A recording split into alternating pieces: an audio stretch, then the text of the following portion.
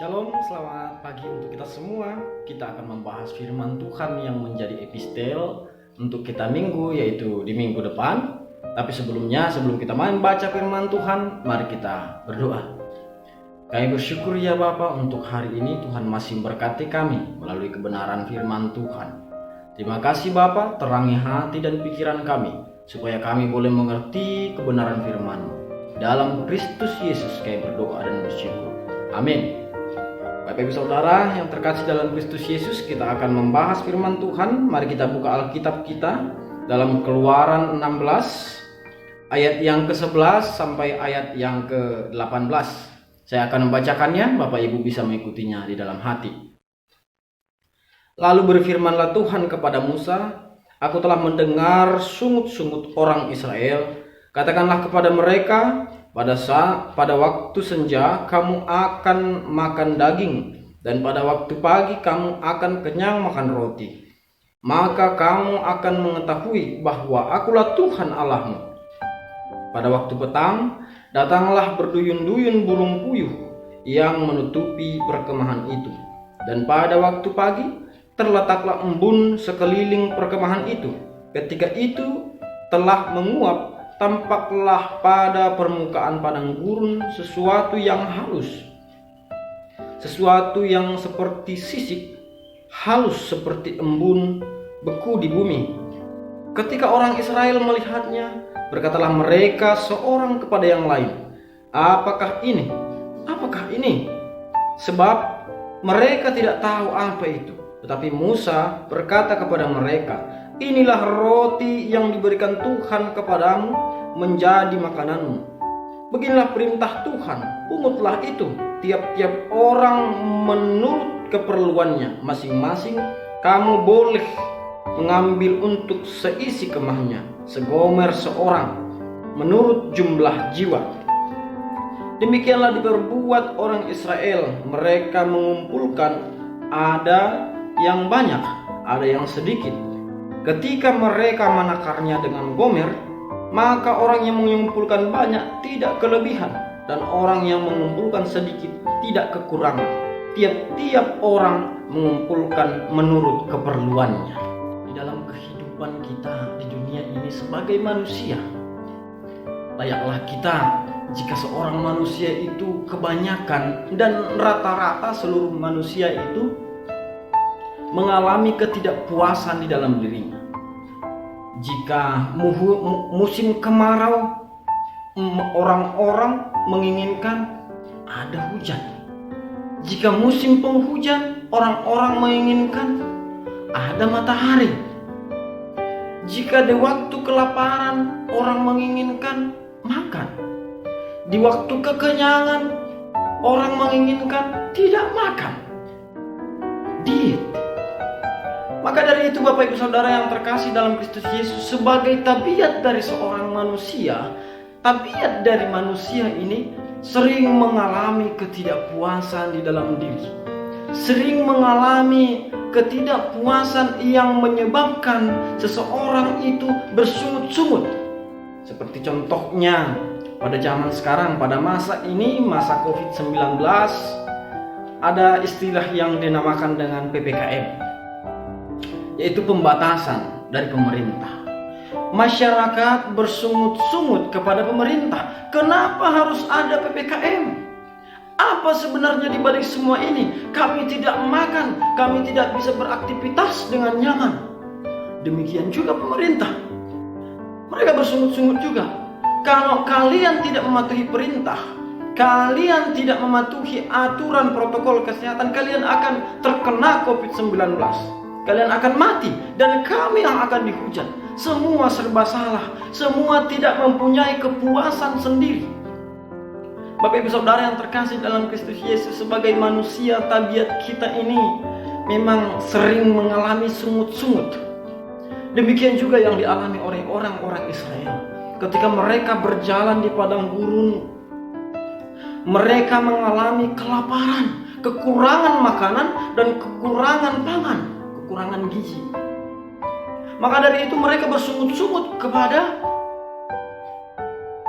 orang yang membawa mereka kepada orang-orang seperti Musa, Yosua, Harun. Mereka bersungut-sungut terus dan terus-menerus sungut-sungut mereka itu didengar oleh Musa secara pribadi. Untuk itu Bapak Ibu Saudara yang terkasih dalam Kristus Yesus, setelah mendengar sungut-sungut para orang-orang Israel pada waktu itu, Tuhan memberkati mereka. Tuhan memberkati mereka dan Tuhan memberikan burung puyuh dan manna bagi mereka. Untuk itu Bapak Ibu Saudara yang terkasih dalam Kristus Yesus, bagaimana caranya supaya kita, pertanyaan besar bagi kita, bagaimana caranya supaya kita berhenti dan mengurangi sungut-sungut yang kita alami itu, dan kita belajar untuk tidak bersungut-sungut kepada Tuhan. Yang pertama Bapak Ibu, kita harus introspeksi diri kita. Kita harus melihat diri kita secara pribadi. Apa yang sudah kita berikan kepada Tuhan. Kita bersungut-sungut kepada Tuhan. Tuhan, kenapa Engkau tidak memberkati aku? Hello. Apa yang sudah kita kerjakan bagi Tuhan? Apa yang sudah kita berikan kepada Tuhan? Bapak Ibu Saudara yang terkasih dalam Kristus Yesus, terkadang di dalam kehidupan ini kita menuntut seseorang itu untuk baik kepada kita, sementara kita tidak pernah memberikan kebaikan kepada seseorang itu.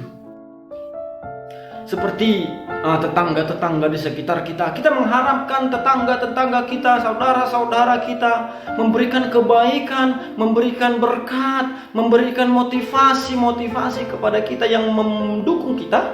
Kita menginginkan dukungan kepada orang-orang di sekitar kita, sementara kita belum memberikan dukungan kepada mereka, belum memberkati mereka, belum memberikan yang terbaik bagi mereka.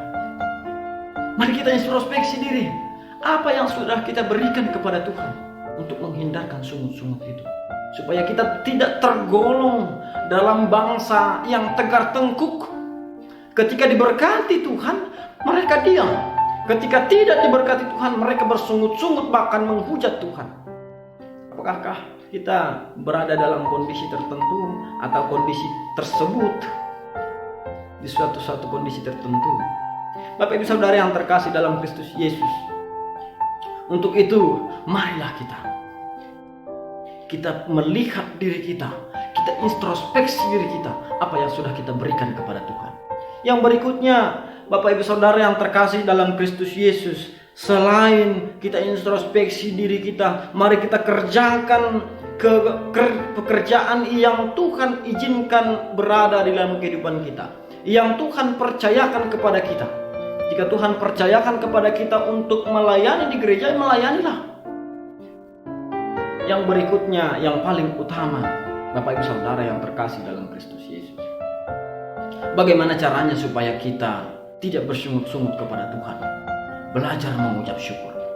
Rasul Paulus mengatakan di dalam suratnya ke jemaat di Efesus, mengucap syukurlah dalam segala hal.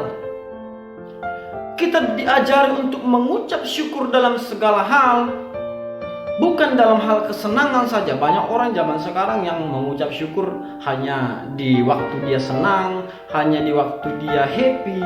Terima kasihlah Tuhan di waktu dia makan kenyang, di waktu dia bisa menikmati kehidupannya, dia mengucap syukur kepada Tuhan. Banyak orang yang seperti itu.